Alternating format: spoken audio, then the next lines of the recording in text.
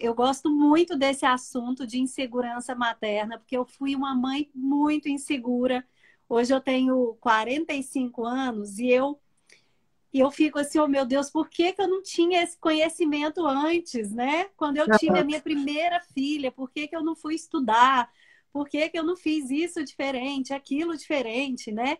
Então, eu gosto muito dessas lives porque eu acho que elas são oportunidades para a gente se conhecer melhor, para a gente ouvir um pouquinho mais e ter um autoconhecimento se nós estamos sendo mães muito inseguras, se isso está atrapalhando a gente, né, na criação dos nossos filhos, se, se de repente essa nossa insegurança vai ser transferida também para a criança.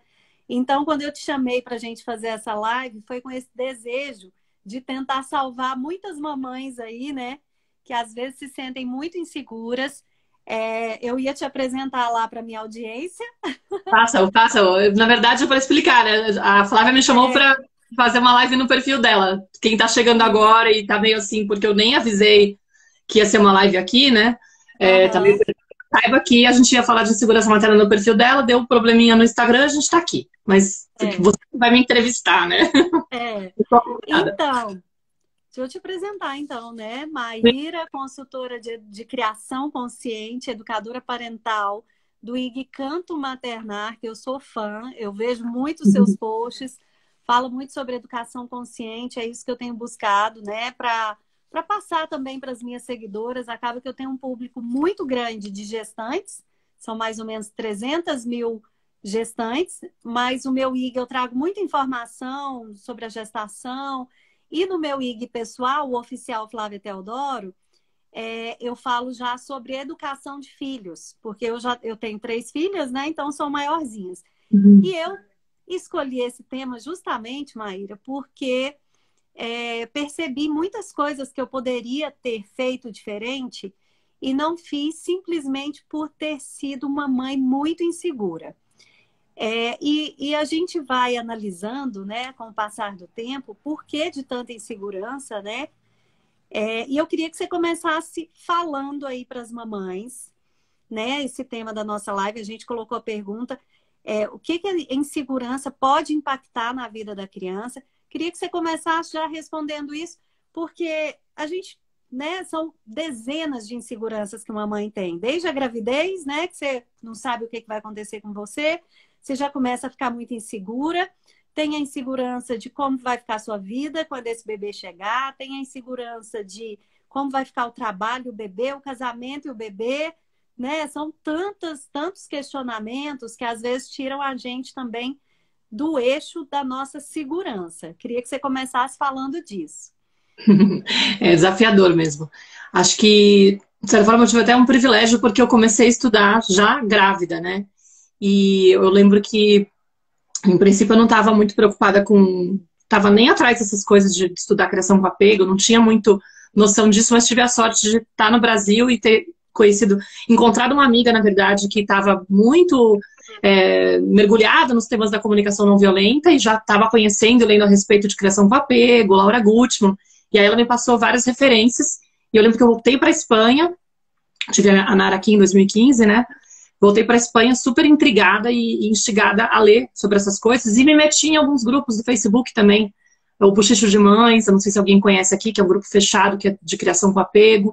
E lá eu encontrei muito apoio e faz muita diferença, porque de fato, nossa, quando você tem a informação e você tem também essa rede de pessoas com quem você pode conversar, que estão passando pelo mesmo processo, isso faz com que você se sinta mais acolhida, mais normal, porque, claro, quando nasce a criança, é normal você ficar com um emocional muito abalado, porque você vai acabar entrando em contato com a sua própria infância.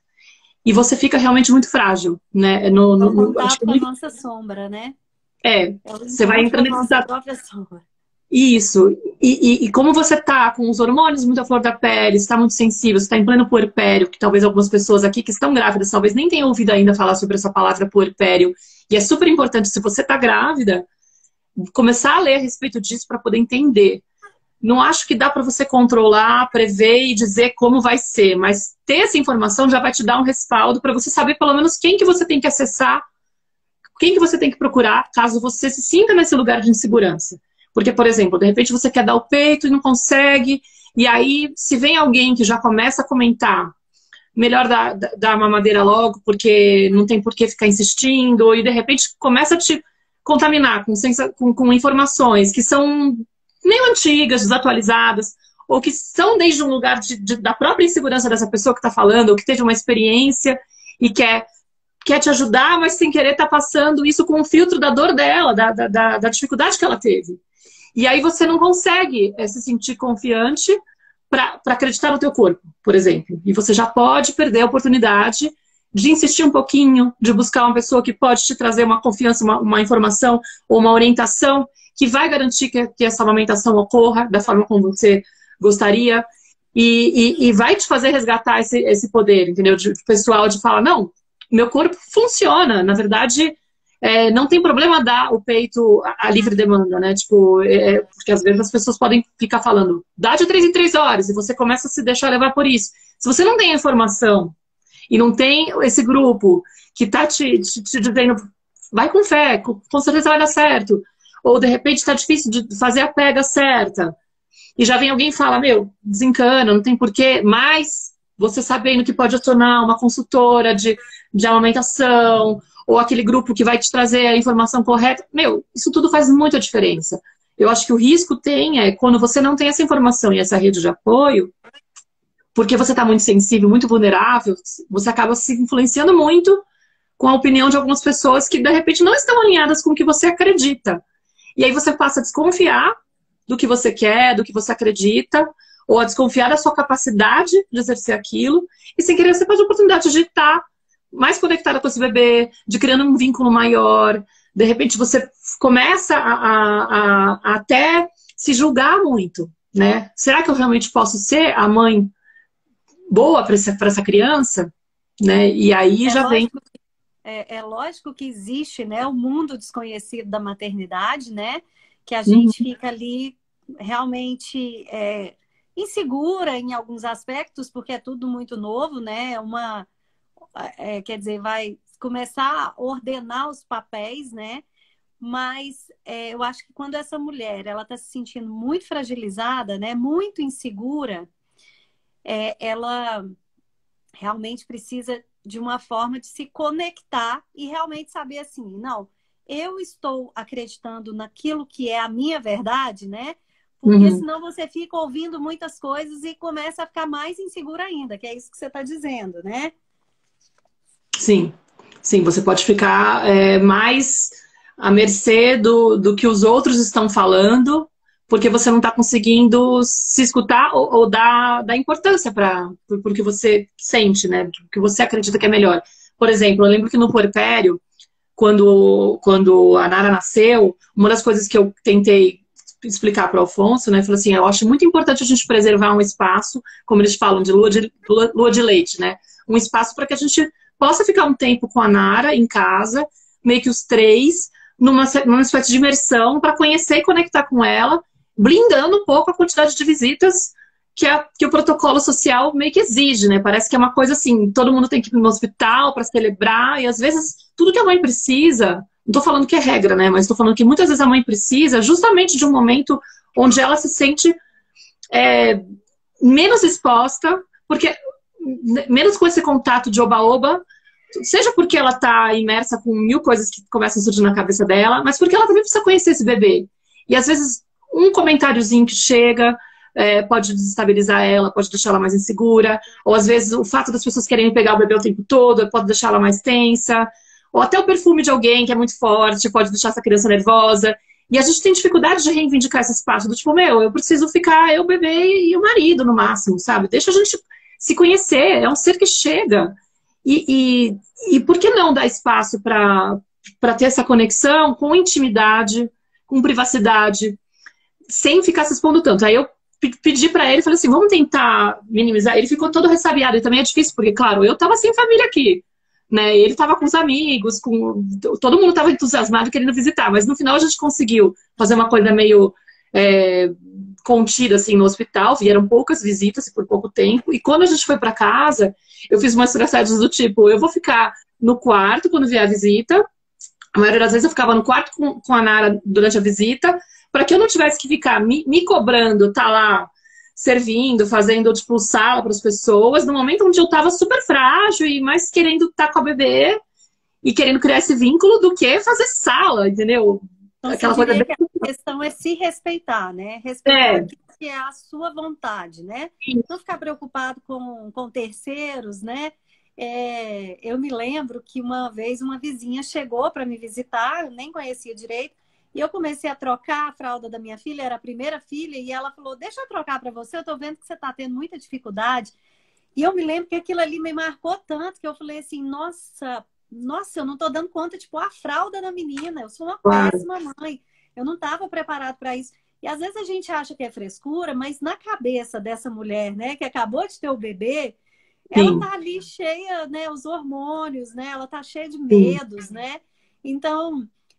eu acho que as pessoas também, né, tem que, já que as pessoas não respeitam tanto esse momento, que a gente se dê a esse respeito, né, a nós mesmos, né?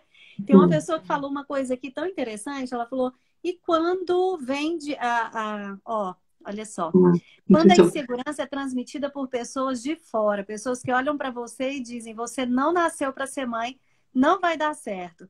Como lidar com a insegurança transmitida por terceiros? E muitas ouvem isso da própria mãe, né? Que eu sei disso porque eu recebo muito relato. Minha mãe sempre disse que eu não ia ser boa mãe e isso fica ressoando na cabeça. Isso realmente acaba virando uma ferida, né? Bom, se foi algo que você ouviu na infância, pode se transformar numa crença. E aí, de fato, você vai ter que trabalhar isso. E aí, se você tá insegura, tem gente até que evita ter filho porque acredita que não vai ser capaz, né? Então, eu sei que essa dor... ela pode realmente ser muito gritante, ela pode virar realmente uma crença daquela pessoa e virar uma coisa que limita. Não, eu não consigo nem imaginar, porque eu sei que eu vou estragar.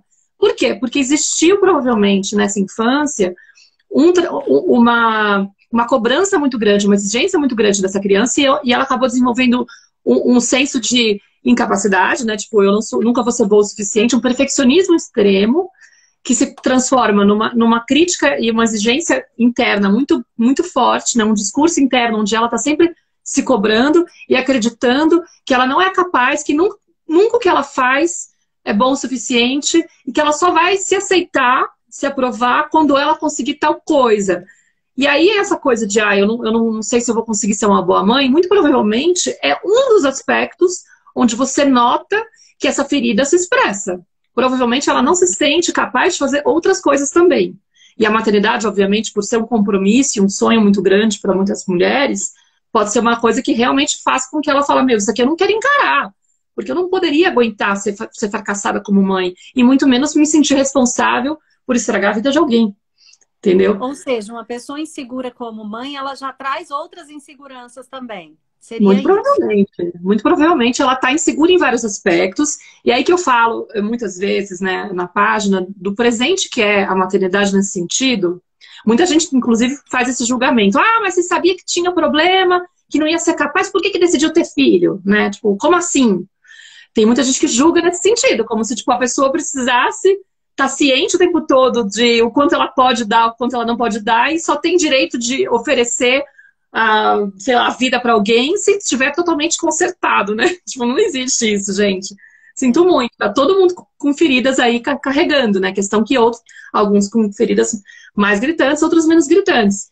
Mas a maternidade, ela pode ser justamente o portal de despertar da pessoa, onde ela, através da interação com a criança, com esse bebê, e desse despertar, onde ela se depara com as sombras dela, ela vai reconhecendo essas feridas, do tipo, nossa, eu nunca pensei que ia ser tão difícil ficar tranquila e não ficar preocupada se tudo que eu tô fazendo tá afetando a criança ou não, né? Ou de ficar achando que tudo que eu faço não tá bom. Cara, tem alguma coisa estranha aí. Digamos que a criança faz aquilo ficar muito... É como tipo, a quarentena, né? Põe uma lupa gigante na sombra. O padrão fica muito óbvio. E aí, de certa forma, aquela relação com a criança é uma espécie de um presente que a criança está te oferecendo para falar, escuta, olha para isso.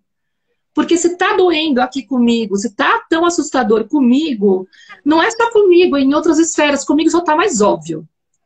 Mas é um chamado do tipo, olha para essa dor, olha para essa insegurança e tenta tratar dela, cuida dela, porque vai ser bom para mim, vai ser bom para você, mas não só por conta da nossa relação. Por tudo que você pode vivenciar quando você tiver a sua segurança recuperada. Certo? Eu quero até contar algo aqui que é interessante, daí a gente já deixando um pouquinho o lado gestante, puerpério, mas eu tive muita dificuldade em educar as minhas filhas, porque como eu tive uma educação muito autoritária, eu não queria ser autoritária, eu não queria educar, porque eu achava chato educar, e eu estava vivendo o papel de irmã das minhas filhas. Eu fazia tudo divertido com elas, eu entrava na delas, mas eu fui perdendo também a minha autoridade, digamos assim, né? E é muito interessante porque quando eu notei isso, né? Eu notei, peraí, por que eu não estou conseguindo ter autoridade com as minhas filhas? E que eu percebi que estava tudo ligado à minha criança ferida lá, né? Que não queria assumir esse papel da mãe que disciplina, sim, né? Que é necessário, é super necessário a gente disciplinar, mas eu não queria esse papel, né? Inconscientemente. Então, é muito legal a gente falar sobre a criança ferida. Eu queria que você falasse um pouquinho mais disso, para que as mães pudessem identificar quais são as dificuldades que elas estão tendo, né, com os filhos. Por que essa insegurança tá pegando tanto nessa questão da educação, né? Que às vezes você acha que você tem que ser muito autoritária para conseguir realmente que seu filho te obedeça, né? Mas daí você não quer repetir o que seus pais fizeram, mas você fica perdida entre tantas teorias. Então, o que você diria? Assim, como que a gente faz para identificar lá essa criança ferida? Acabaram de perguntar isso no meu grupo do Telegram, né? Como é que eu faço para saber se eu tenho uma criança que precisa ser trabalhada, né? Acolhida e tal? Todos temos, não é? Eu acho que todos temos. Não tem muito como evitar, não tem muito. E nossos filhos também vão ter. Também não tem não é uma fórmula secreta de que uma vez que eu fico bem comigo mesma, eu poupo meu filho de tudo. Que é, inclusive, um dos problemas que a gente tem, né? Quando a gente quer evitar toda a frustração. Eu acho que tem, assim, os dois extremos, né, que você falou, né? A gente pode pecar por querer ficar, não por querer, mas por acabar caindo num controle muito grande e acionando uma forma muito autoritária de intervir com a criança por conta dos nossos medos, ou de ir para o outro extremo, de ficar muito permissivo, de querer poupar eles de tudo e sem querer ficar cedendo o tempo todo para todas as vontades, achando que isso é responder às necessidades da criança, né? Que a gente acaba misturando um pouco. Eu acho que quem faz esse caminho de buscar informação para poder e se convence de que eu quero romper com os padrões dessa educação autoritária, dessa educação que é mais controladora e que acaba muito que moldando a criança através do medo, né? Do controle do medo, as pessoas acabam confundindo um pouco a proposta, né? Que se defende com essa outra linha, achando que caindo um pouco nessa permissividade, né? De repente, eu quero que meu filho goste de mim, que ele tenha confiança comigo, que ele seja meu amigo, né? Tipo, que ele possa contar comigo como se eu fosse a melhor amiga. Só que às vezes, realmente, você pode acabar perdendo você pode acabar não conseguindo colocar esses limites que são necessários, né? E de repente, guiar essa criança de uma forma mais assertiva, para que ela possa também ter essa segurança de saber até onde ela pode ir. Tipo, eu não posso, por exemplo, permitir que a criança coma o que ela quiser, a hora que ela quiser. Entendeu? Porque ela está expressando a vontade dela, né? A gente tem que realmente colocar. Só que muitas vezes, se a gente está num lugar muito inseguro, ou, por exemplo, com uma ferida de rejeição muito grande, né? E a gente quer se poupar de se sentir rejeitado pela criança. A gente está com medo de que a criança rejeite a gente pode ter muita dificuldade de dizer um não na hora que o não tem que ser dito. E aí a gente lê 15 mil contos à noite e a criança vai dormir num horário péssimo para ela, porque a gente não sabe colocar esse limite, porque vê que a criança está pedindo e é tão gostoso aquele vínculo e não sei o quê, nananã. A gente vai se perdendo um pouco. E é normal também a gente se perder e voltar, entendeu? Porque no final a gente está rompendo um padrão e a gente vai ter que experimentar e vai aprender a fazer pelo erro. Mas é interessante usar isso como observação. Por que eu não consigo dizer não para minha criança quando ela pede o quarto conto, sabe? Tipo, já falei que são 2, aí eu falo, não, só mais um, só mais um, só mais um. Ou como que eu não consigo dizer não quando eu sei que comer o doce depois do jantar vai fazer mal para ela, porque ela não vai ficar agitada, sabe? Eu começo a perder um pouco essa linha, porque no fundo eu não consigo imaginar essa criança chateada comigo. Eu entendo que isso seria muito péssimo para mim. Ou eu não sou capaz de confiar que essa criança vai conseguir lidar com a frustração dela. Eu vejo a criança chorando e eu quero o tempo todo resgatar essa criança desse choro, salvar ela desse choro, porque, nossa, ela deve estar passando muito mal. E essa sensação de que essa criança está passando muito mal e de que isso é muito sofrido, que ela não vai ser capaz de lidar, está falando de uma dor minha também, de uma dificuldade que eu tenho de encarar as minhas frustrações, porque muito provavelmente eu não fui acompanhada lá atrás de uma maneira muito consciente, que me desse força, que me desse, tipo, que me criasse, que me ajudasse a criar uma certa resiliência para poder enfrentar os conflitos e compreender que as frustrações da vida vão existir, a gente não tem como evitar. Não estou falando aqui de usar a frustração como treinamento, mas sim de aceitar os desafios que a vida traz, né? Se eu não tenho resiliência, se eu não tenho capacidade de lidar com as minhas frustrações, eu posso me assustar muito com o choro da criança e ficar insegura cada vez que ela desperta um incômodo com alguma coisa, achando que, inclusive, o problema é comigo, muitas vezes, né? Tipo, eu que estou fazendo algo errado, por isso que ela está chorando. Quando, de repente, a criança está simplesmente enfrentando um limite, não tendo capacidade de absorver ele naquele momento e precisando do choro para extravasar o mal-estar. Então, se você começa a confiar que é natural a criança expressar na intensidade dela as emoções dela, porque a criança é muito intensa e isso assusta, né? A intensidade do choro dela, da forma dela se expressar, dela reivindicar, a gente fica muito assim, tipo, querendo... A gente pode pecar por querer resgatar sempre para poder fazer isso, ou ir para a conduta do controle. Tipo, não faça isso, não sei o que lá, não, não, não. E aí vem aquela voz que quer, tipo, para com essa história. Porque, tipo, eu não posso permitir que essa criança seja fraca.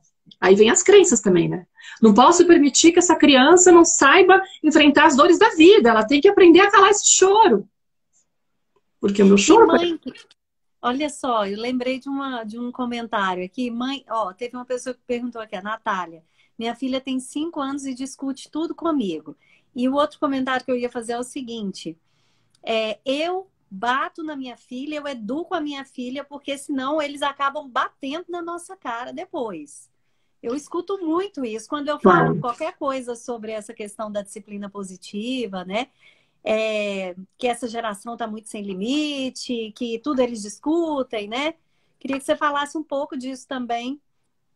Olha, essa questão do bater, eu acho muito curioso, né? Porque eu entendo que se você não quer que uma pessoa faça uma coisa, você tem que ser primeiro exemplo.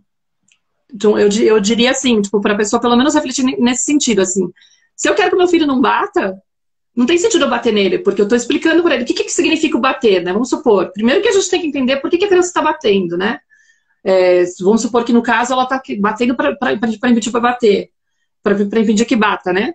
Se a criança está batendo, ela está perdendo o controle, porque ela está assustada com alguma coisa, ela está querendo se defender, alguma coisa aconteceu que ela perdeu o controle e ela foi para agressividade, certo? E aí, se eu bato... A criança que discute muito com a mãe, por exemplo, aí, ó, 5 anos, debatendo com a mãe. De certa forma... A mãe insegura? Como?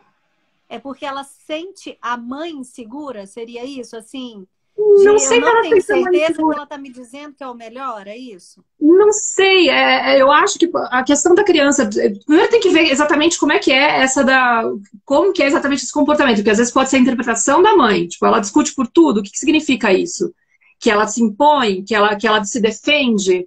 Será que isso é um problema realmente? E em que tom que ela se defende? Porque às vezes ela está simplesmente falando o que ela quer, a opinião dela, e essa mãe pode estar interpretando como petulância, por exemplo. Tipo, quem é essa...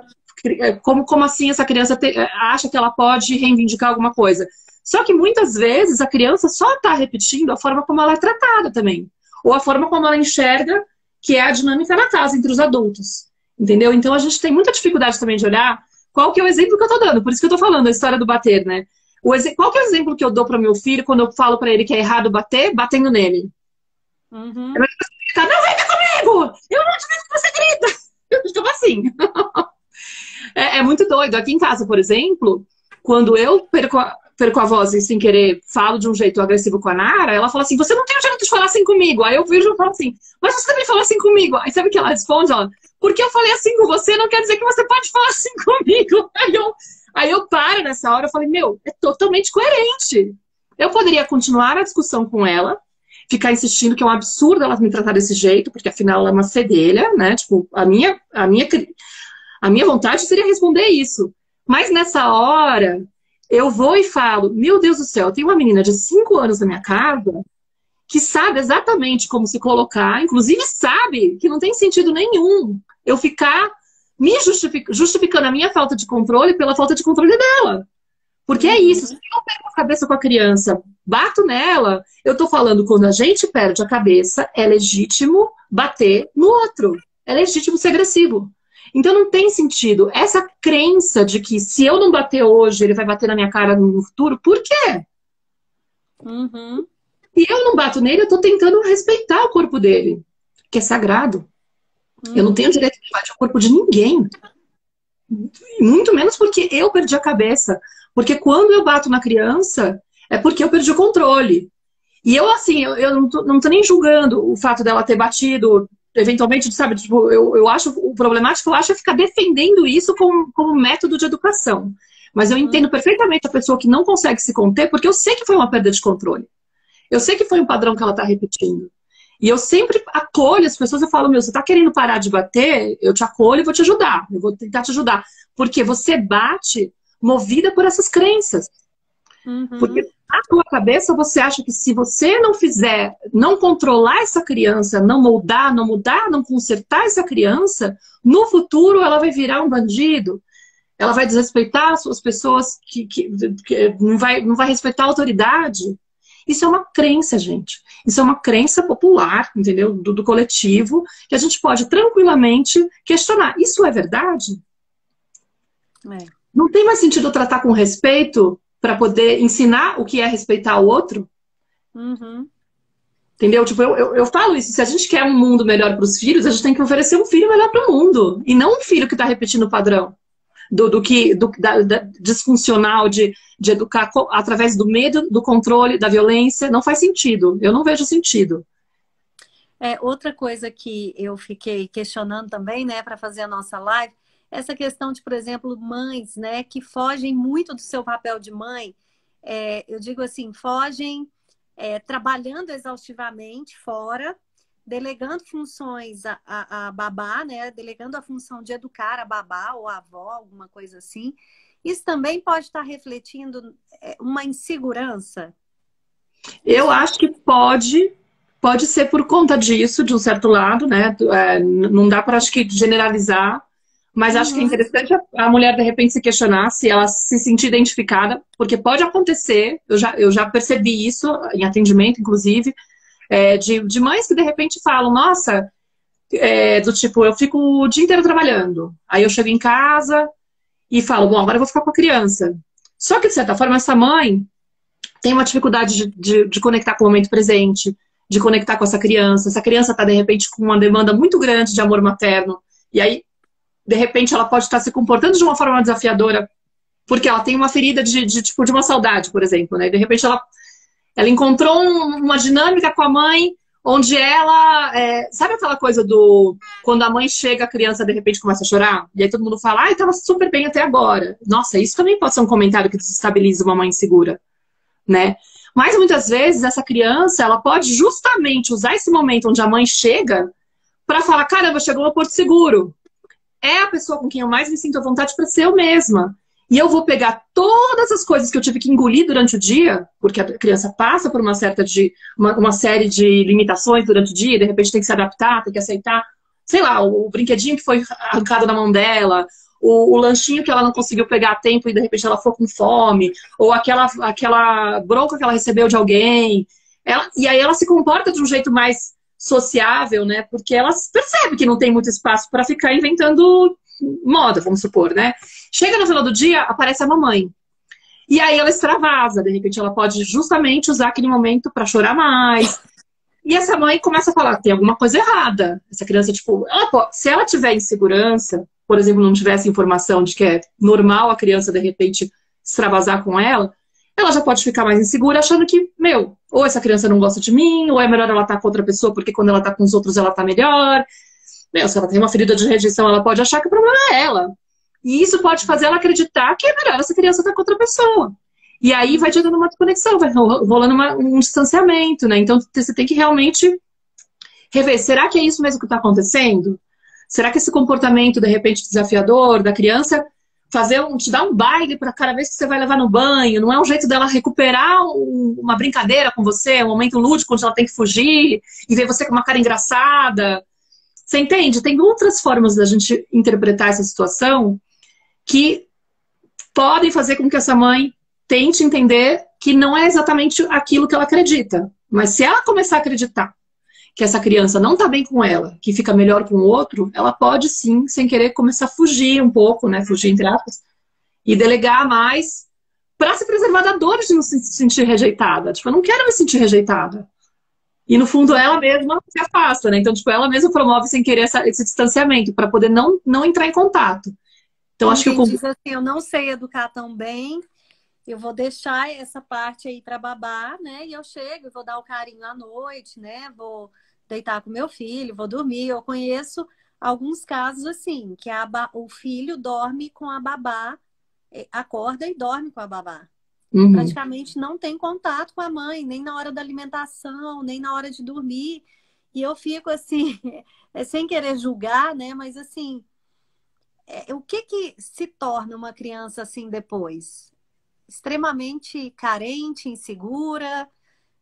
O que a gente pode dizer disso, assim, das consequências para o filho, né? De todas essas inseguranças que a gente falou, porque tem a insegurança da superproteção, que às vezes a gente tem medo de acontecer algo com o filho e fica o tempo inteiro atrás dele, né? Aquela superproteção, não deixa ir para casa de um coleguinha, fica ali tentando controlar mesmo, né? A vida da criança, coloca ela numa bolha, né? Então, quer dizer, são N tipos de insegurança, né? Você acha que dentro desses tipos de insegurança, são crianças que vão crescer muito inseguras e vão repetir esse padrão também? Nunca a gente vai poder prever, né? Porque a pessoa pode encontrar situações... Eu acho que, assim, quando a gente vai estudar um pouco a questão das feridas emocionais, a gente percebe que é muito comum...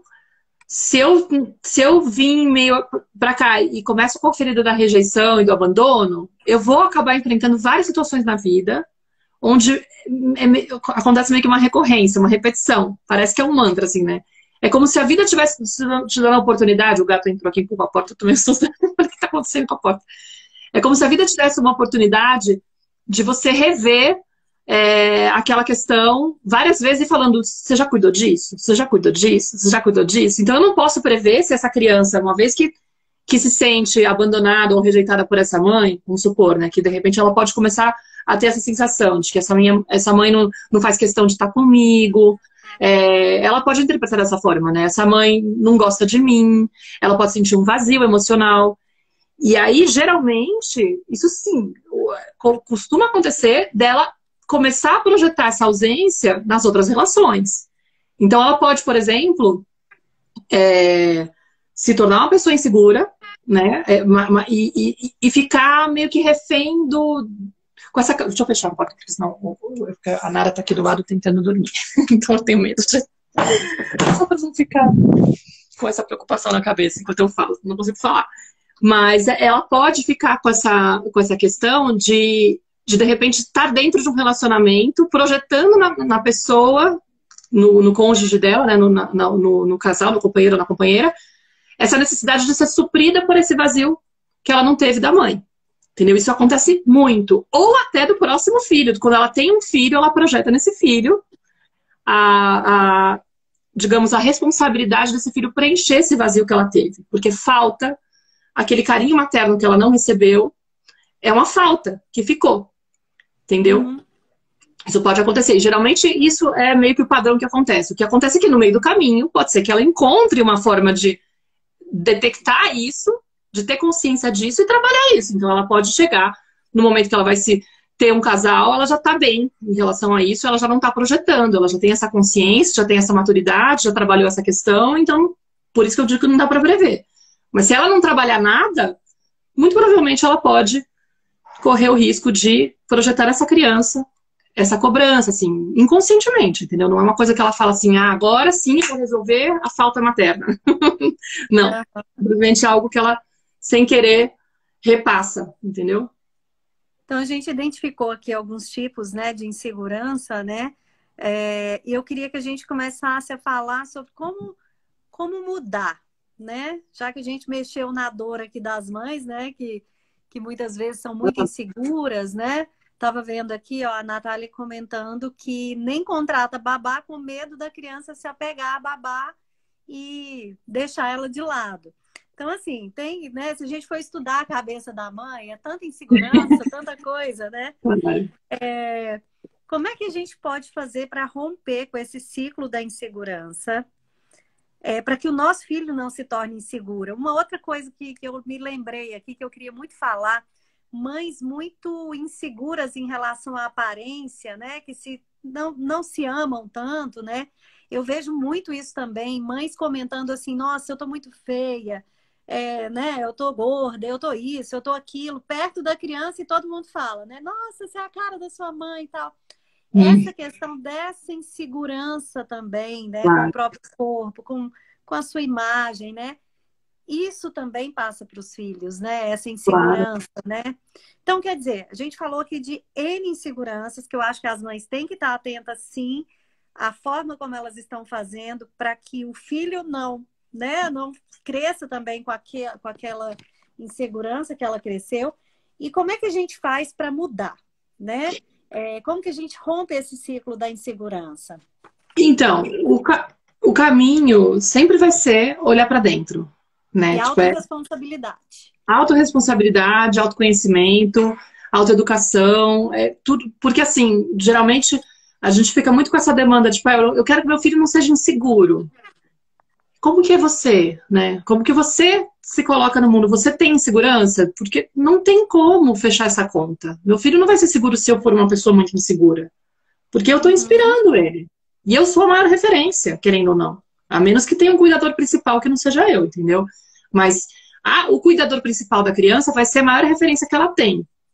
Tanto é que muitas vezes as pessoas falam, mas como é que eu faço? Porque vai na casa da minha mãe e minha mãe fica falando isso e aquilo.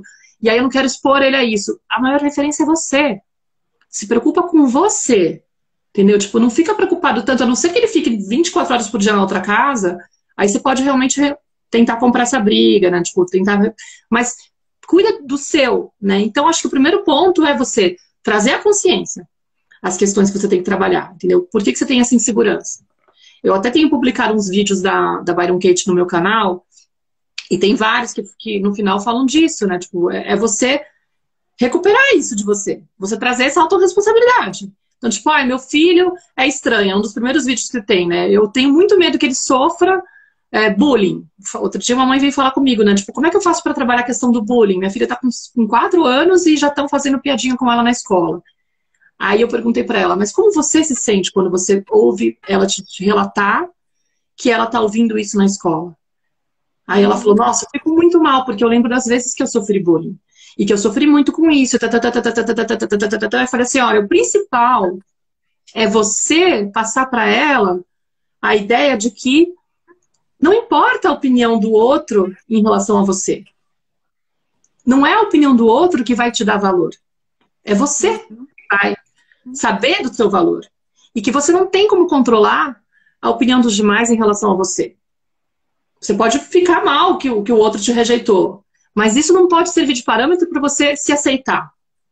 Agora, para você passar esse ensinamento para a criança, você tem que saber isso. Você tem que ter isso. Você tem que se sentir assim, com você mesma. Porque senão não adianta. Então, pergunta para você, por que te dói tanto você saber que a tua filha escutou uma piada de um amigo da escola com 4 anos? Talvez doa muito em você porque você ainda não trabalhou isso em você. Então, olha só o chamado que você está recebendo. Olha para você, recupera essa confiança em você, porque você vai conseguir inspirar ela. a falar, meu amor, é muito chato quando as pessoas não querem fazer tal coisa ou falam uma coisa chata pra você. É verdade, eu também não gosto. Também sou, inclusive é ótimo, porque você tem repertório pra falar. Inclusive, eu sofri isso na escola também. Eu demorei muito tempo pra entender que não era isso que media o meu valor. Que eu não precisava, eu não dependia da opinião do outro pra me amar. Que era importante eu continuar me amando. Que a opinião do outro é só a opinião do outro. E muitas vezes esse outro tá falando através de uma dor dele, de se sentir muito pequeno e querer se sentir superior, então ele vai compensar isso nessa fala. Essa fala não diz nada sobre você. Não tem nada pra você. Não é nada para te medir. Entendeu?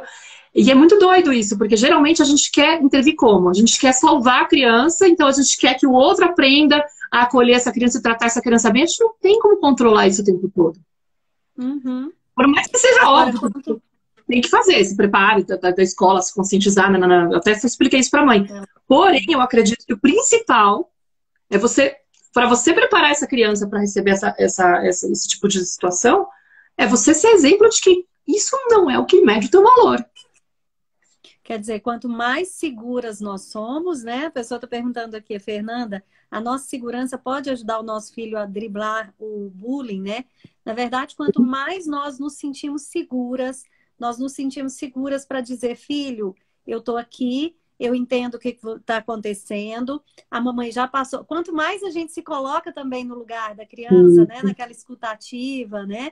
Mais essa criança se sente segura também para nos escutar, né? Senão ela vai falar, minha mãe não sabe nem do que eu tô falando, né? E tá dizendo que eu sou muito linda, porque às vezes a gente vai dizer, filha, você é linda, né? Não, seu amiguinho tá aí com inveja de você. E daí a gente não explica, na verdade, que a gente não precisa estar preocupado com a opinião do outro, né? Que a nossa opinião a nosso respeito é muito mais importante, né? Das pessoas que gostam da gente. Então, quer dizer, às vezes a gente desperdiça também oportunidades de crescimento por causa da nossa insegurança, né? Sim. Não, e aí você ficou importante que você falou disso, dessa escuta, né? Óbvio que também não dá pra ser simplesmente do tipo, não liga porque eles falaram porque você é linda, né? Tipo, não é isso. Porque isso seria invalidar o incômodo da criança, porque óbvio que dói. Ela pode se voltar pra casa sentida e falar, nossa, tipo, hoje foi foda, né? Aconteceu isso assim, na escola e eu fiquei triste, eu chorei. Realmente, validar que, tipo, tem todo sentido você ficar mal, é verdade, porque dói escutar isso. No entanto, pela minha postura, por eu ter muita confiança de que eu não dependo da opinião do outro para me sentir bem comigo mesma, de certa forma, é isso que vai fazer com que ela tenha também essa postura, tipo, pelo exemplo que eu tô dando, né? Acho que é importante isso.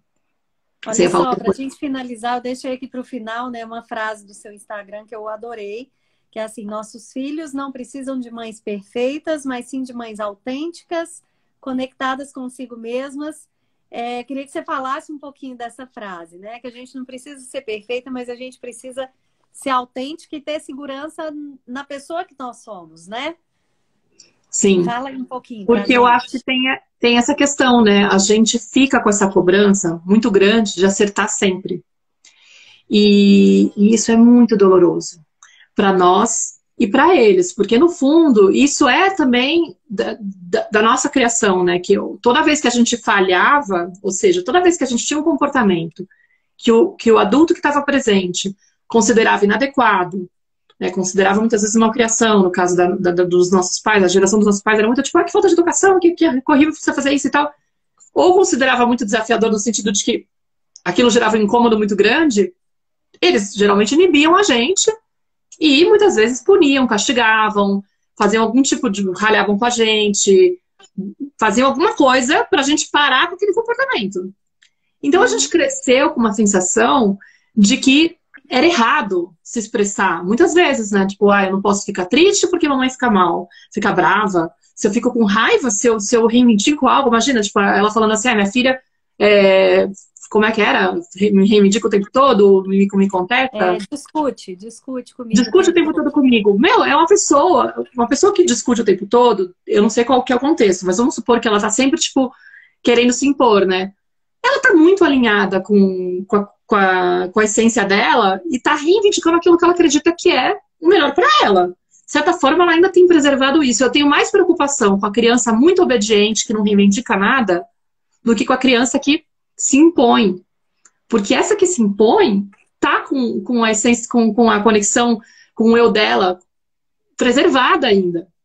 Só que ela tem um comportamento, às vezes, que não é muito condizente, de repente a forma como ela se impõe não é adequada, digamos assim. Porém, ela tá muito mais alinhada ainda consigo mesma. Enquanto que a outra, que tá totalmente, tipo, rebaixada, muitas vezes pode estar sem conseguir se expressar, já se desviou de si mesma, já começou a apagar as próprias necessidades. Mas o que acontece geralmente na primeira infância é que essa forma de educar controladora faz com que a criança comece a se moldar e a entender que a própria expressão das emoções são um problema. Que eu tenho que aprender a conter a tristeza, tenho que aprender a conter a raiva, o medo, porque tudo isso parece que desestabiliza o adulto, incomoda demais, ou acaba vindo como uma consequência negativa para mim. Eu sou castigada, eu sou afastada, eu sou, sei lá, brincam comigo, gritam comigo, me humilham, me envergonham, fazem alguma coisa que não é gostosinho, né? Eu não me sinto bem. E aí, se eu fico... E aí, muitas vezes, eu posso em ovos para evitar qualquer falha. E eu fico numa coisa de controle extrema. E aí eu vou crescendo com essa cobrança interna de que qualquer coisinha que sai do controle, eu me sinto mal comigo mesmo, eu começo a me rejeitar. É uma pressão muito grande. Quem tem essa ferida do perfeccionismo pode ficar travado de não querer se arriscar na vida para várias coisas. Eu fui assim, de não conseguir fazer um estágio em jornalismo porque eu tinha medo de escrever um texto meio tosco. Ai, porque vão ver que eu não sei escrever ainda. Ah, vou ficar atrás das câmeras, vou ser fotógrafa. Porque não tenho coragem de escrever um texto meia boca. Ou eu não tenho coragem de fazer um negócio de cantar um projeto com músicas do Vinícius de Moraes antes de ser uma puta de uma cantora fodida, porque eu vou cantar desafinada e eu vou morrer de vergonha. E eu deixava de fazer as coisas porque eu não queria mostrar a parte inacabada, achando que existia a parte perfeita. Mas ninguém aprende a andar sem tropeçar.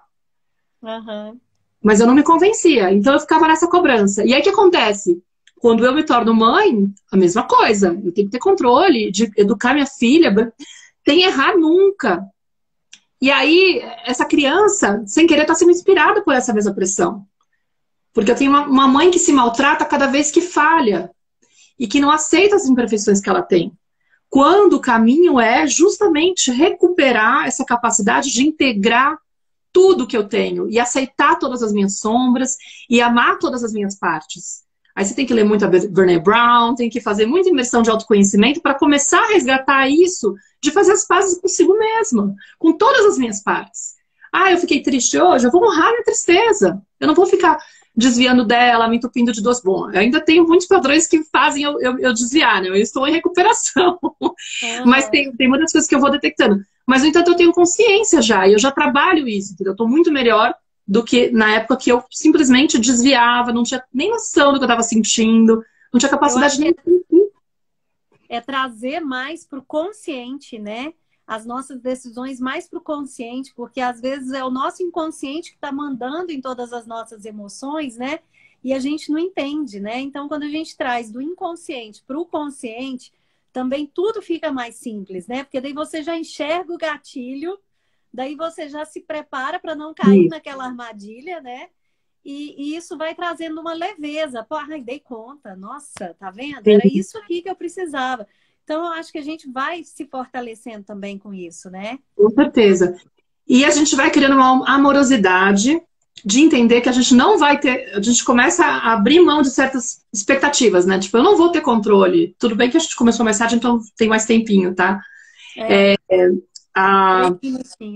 Eu não vou ter controle e não precisa ser tudo de um jeito ideal. A gente começa a se desprender disso, porque a gente entende que existe perfeição na imperfeição, porque a gente está em processo. Se eu estou me curando de um montão de feridas que me fazem repetir padrões, eu não posso esperar que eu nunca mais vou repetir um padrão disfuncional com a minha filha, que eu nunca mais vou gritar com a minha filha. Isso é falso. Expectativa absurda, é uma exigência tremenda, é um desgaste de energia e digamos, eu estou abrindo brecha para me permitir um maltrato interno, com um discurso maltratador, do tipo, como assim você gritou com a tua filha? Que absurdo! Horrorosa, quando é que você vai aprender? E a gente fica, né, se chicoteando.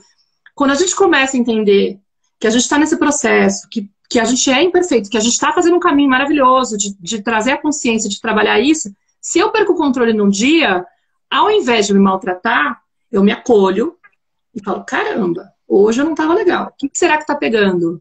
Por quê? Será que eu não estou me cuidando direito? Não estou me dando autocuidado? Hoje mesmo estava comentando com uma amiga um exemplo, né, de situações meio bestas que vai depender muito de como eu tô. Por exemplo, eu tô lá na cozinha, num dia que eu tô cheio de coisa pra fazer, e falo, nossa, hoje tá foda, não tô conseguindo dar conta disso, não tô conseguindo dar conta daquilo. E eu tô me cobrando. Aí, de repente, vem minha filha e fala assim, mãe, que horas que sai o almoço?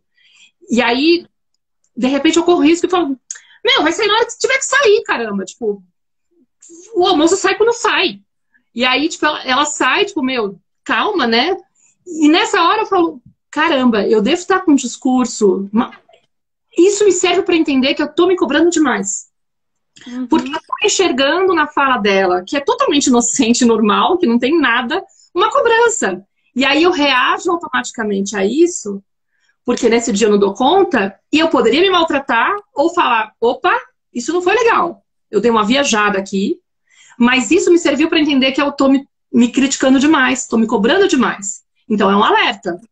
Ao invés de ser algo que eu uso para me maltratar, eu uso como um sinal de que vamos prestar atenção nisso. Eu tenho um olhar mais amoroso e mais curioso com a situação, e menos de ficar me culpando. Não. Então é um outro jeito de olhar, com esse acolhimento. Tipo, eu tenho o direito também de estar num dia ruim e de repente perder a mão e falar de um jeito agressivo. E eu posso ir lá, reparar, falar, desculpa, filha, não devia ter falado com você. Eu posso, com esse conhecimento, inclusive já consegui fazer essa leitura a tempo de não reagir e simplesmente perceber, nossa, minha vontade agora é de falar tal coisa para ela, mas é porque eu tô me cobrando demais. Mas graças a Deus, já conheço como isso funciona na minha mente, já consigo pausar e consigo respirar. Hoje eu consegui, que maravilha. Mas que isso está me servindo sim de sinal de que, ó, tem que voltar a amenizar esse discurso. Alguma coisa não tá legal, porque você não precisa dar conta de tudo. Alguma coisa você tem que fazer para ajustar essa cobrança, entendeu? Esse a gente tem que dar conta de tudo é péssimo, né? Eu acho que esse é o pior. Até porque isso foi imposto para a mulher, né? A mulher dá conta de tudo, a mulher dá conta de fazer 1000 coisas ao mesmo tempo, o homem não dá. Então fica tudo mais difícil para a mulher, né?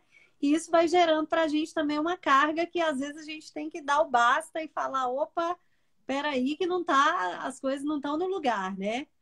Mas olha, amei Que bom. nosso bate-papo aqui, viu? Foi muito bom. Te agradeço por você ter topado o meu convite. E agora você que vai ter que Eu vou encerrar ter que e baixar, que é a deixar. primeira vez que eu faço live depois disso, aqui no canal. Sério?